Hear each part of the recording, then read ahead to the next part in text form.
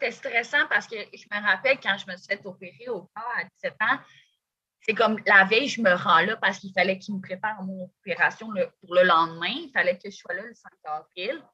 Puis pour vrai, là, ils m'ont fait tellement plein de tests là, la veille. Là.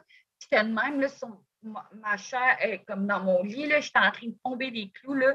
J'étais là à 6 heures le matin, j'étais obligée d'être là. Puis là, ma famille d'accueil est venue seulement me porter là, comme à l'hôpital Sainte-Justine. Je me rappelle, je me suis fait opérer à Sainte-Justine. Elle est venue me porter avec ma valise le 5 avril. Puis après, elle me laissait tout le temps seule pendant que je me suis fait opérer. Je ne me suis pas fait tenir la main avant de rentrer dans la salle d'opération, rien du tout. Comme me faire jouer dans les cheveux, comme.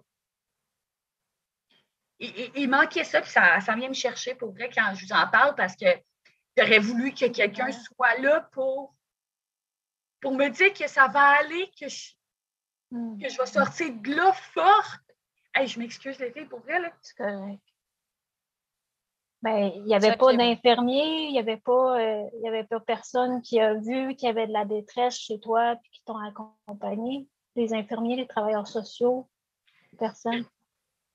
Rien pantoute. Puis ma famille d'accueil, quand je suis sortie de l'hôpital, est venue me chercher, oui, mais ça y a pris 10 appels avant que je puisse sortir de l'hôpital. Puis de comme sortir dehors, puis juste comme m'en aller, puis de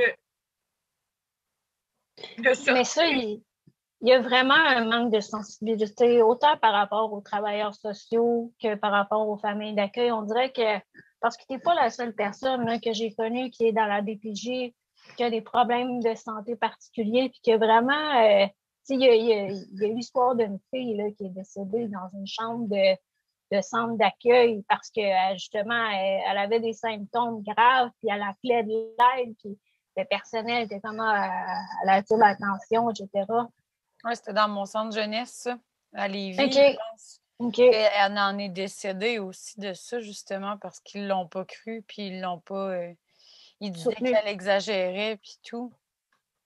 Mais tu sais, même dans la commission Laurent, tu sais, il y a le docteur Lambert, puis d'autres spécialistes aussi là, en médecine qui sont venus faire état des constats de la santé des jeunes qui sont placés, surtout dans les centres jeunesse, puis tu sais, tout ce qui touche la santé physique, c'est généralement assez déficient, là.